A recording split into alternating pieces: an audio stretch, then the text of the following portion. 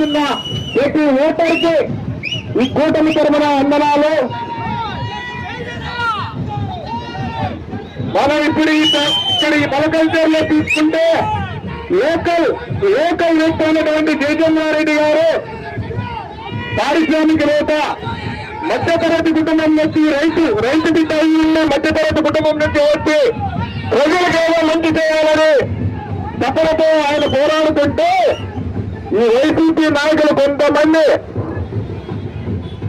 ఆయన మీద దుష్ప్రచారాలు చేసి ఆయన మీద అన్యాయాలు చేయడానికి ప్రయత్నాలు చేస్తున్నారు.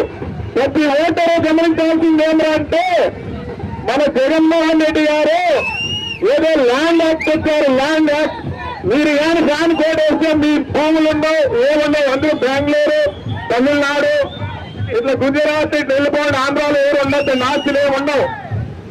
కాబట్టి